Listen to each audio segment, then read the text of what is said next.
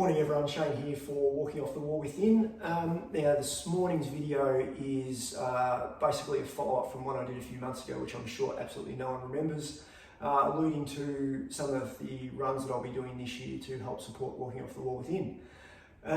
So the big one that I've signed up for this year is the Surf Coast Century, which is a 100-kilometre trail run down in the southwest of Victoria. And that will be by far the longest run I've ever done. So at the moment I'm about a quarter of the way through the training plan that they've sent me. It's pretty full on. There's a lot of Ks to get through, and over the next few weeks it really ramps up. But so far so good. I'm injury free and feeling pretty good. So hopefully that stays that way. So yeah. Again, as I said, this is for Walking Off the Wall Within to raise money and awareness for them. So I'll put the donation details below. If you could throw any spare change you have their way. I understand it's obviously at this time it's quite tough for a lot of people. So, but anything you can contribute would be much appreciated. Or even just getting the word out there, sharing the Walking Off the Wall Within message on your social media pages. That would be really good. So yeah, that was basically the crux of today's message that I wanted to get out there. So I'll document the training plan as it goes. So the run's in September. So yeah, 19th September I think it is. So yeah, so there's a few months to go yet, and but as I said, yeah, right now I'm feeling pretty good. So the other thing I wanted to talk about this morning was I've had a few questions from a few people about the type of gear that I wear and use when I'm out running. And so the underlying message I want to get out here is that you really don't need much to start running or even walking. So I started a couple of years ago with just a really old ratty pair of shorts and a cotton t-shirt and just an old pair of runners, and just went from there. And basically when you're starting, that's all you really need. I wouldn't recommend cotton for anything sort of above 10 kilometers because that really starts to get quite abrasive then. So yeah, if you decide to move on, the brand that I use for clothing is Under Armour. That just what really works for me. It's all about finding out what works for you. So I wear Under Armour t-shirts. So this is the top that I'll probably wear for the Surf Coast Century. Worn it for just about every marathon I've done. And the shorts are Under Armour shorts as well. And they've got like an inner skin as well, so it keeps everything bound up in your legs, and really helps with keeping everything tight and in place. So it helps prevent injury as well. The other thing I'd really recommend is a decent pair of socks. Now I use two types. I use a longer pair that sort of come up to sort of there-ish, and a shorter pair as well. So depending on the weather on where I'm going, so decent pair of socks is an absolute must as well. This time of year, it also doesn't hurt to have a long running, warmer running jumper as well. So again, all Under Armour stuff, really good, because it's just sometimes you just cannot warm up, so you just need that extra layer. Yeah. So, and also something I've just purchased is a beanie. Absolutely, in these freezing cold mornings is an absolute must, as well as gloves. So because I don't know about you guys, but my hands get absolutely freezing. So yeah, beanie and a glove, absolute must in the winter, especially if you're getting out nice and early like we are at the moment. In the summer, just wear a hat as well, and sunscreen, obviously. So don't need sunscreen so much in the winter at the moment, but yeah, I don't really want to be out getting sunburned and having to run with sunburn. That would not be pleasant at all.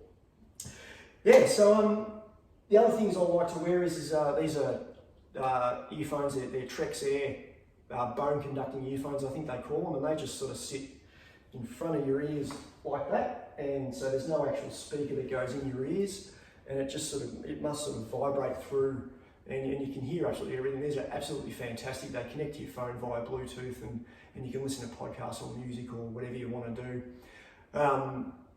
Yeah, which is whatever's going to motivate you to keep going. So yeah, these are fantastic. They're quite expensive, and everything from here on in really gets quite expensive with running, and I'll spend a bit of cash, but yeah, it just all helps. So I would highly recommend Trex Air earphones. They're really good.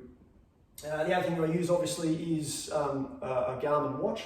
So that's it's got satellite capability as well as a heart rate monitor, and you can do things like lap times, and you pause it, and and it can control music as well on your phones. It's all paired to that. So that's a really good investment as well. Obviously quite expensive. You don't need that, but it's a good thing to have if you decide to get into it a bit more.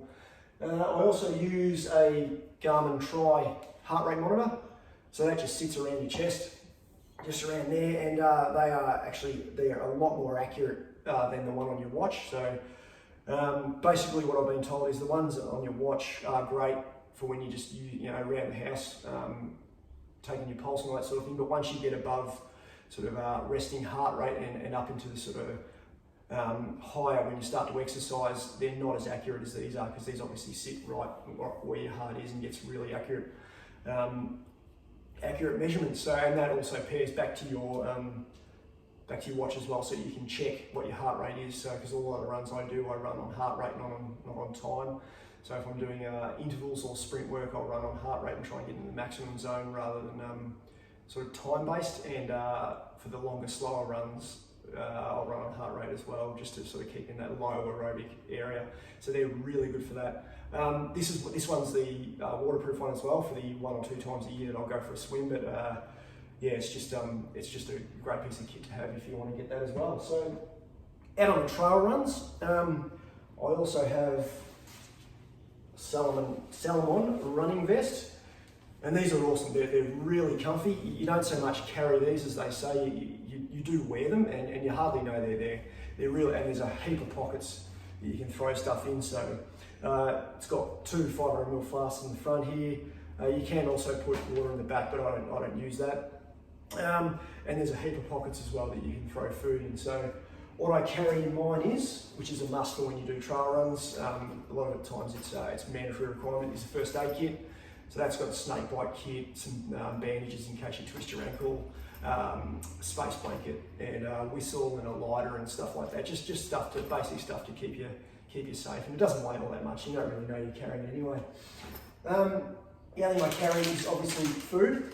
So these goo packs are really good. They're basically just, and the lollies here, they're 100% sugar and carbohydrates, which is what you need.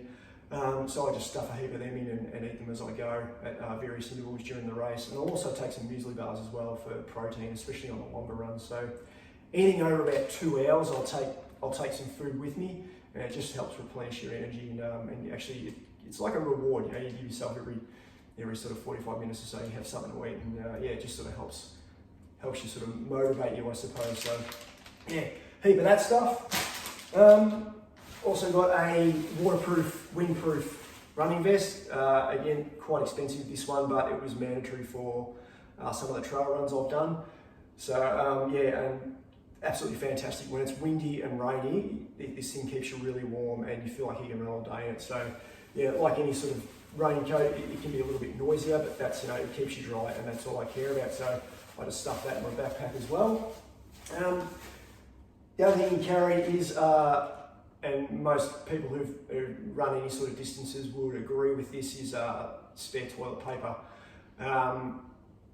I don't need to go into why you need to carry that, but yeah, running can get things moving. So, and we've all seen pictures on the internet where people have not been fortunate and not been carrying it. So yeah, I would advise that would be a good thing to carry. The other thing I use, and again, anything over sort of about 2 hour run duration, is Skin Glide. It's basically like a lubricant that you put on to stop chafing.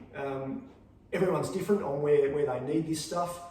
So you'll find out as you sort of you build your Ks up where you will need it. But aside from the obvious places, I find that I sort of chafe around in there. So and there's just, so yeah, you'll find out where it rubs, and it's not great. So yeah, advice I'd give for this is don't be stingy with it. Absolutely slap it on, because you will not regret. You'll never regret using too much. So yeah, but you will regret massively using too little. So yeah, and that and shoes obviously. So the shoes I use for road running are the Asics Gel Kianos. They are fantastic. I've never had a problem with these. really, really comfortable and super light as well, and you get a good 800 Ks out of them too, so which is really good. That's another thing about the Garmin app. You can set to, it keeps track of the Ks for your shoes, so which is really good. And the other shoes I use for trail running, these were brand new the other day. They're the trail running shoes. Those are the Asics Fuji Trabuco, I think they're pronounced. I'm probably saying that wrong. As you can see, they're still quite muddy from the first outing I gave them the other day. And the main difference here is that they've got a really aggressive sort of sole on them. It gives you heaps of grip. So yeah, they're for trail running, great for muddy paths and things like that. So yeah, the other piece of advice I give you for any sort of exercise gear is you don't need to buy anything full price. You don't need anything overly expensive. There's always a sale on somewhere, so if you're willing to wait that little bit longer, like stuff comes on sale all the time, whether it be in the shops or online. So yeah, never buy anything full price. That'd be the biggest advice I can give you. You just don't need to. So you can always get it, a bit cheaper elsewhere. So yeah, that's basically it, guys. So again, please, the big race or the big event that I am going to attempt this year, and hopefully I'll get through it, is the Surf Coast Century 100K for Walking Off the Wall Within. So please, if you could support Walking Off the Wall Within with some donations or sharing the Walking Off the Wall Within message on your social media feeds, that'd be really great. So thank you so much, appreciate it. Bye.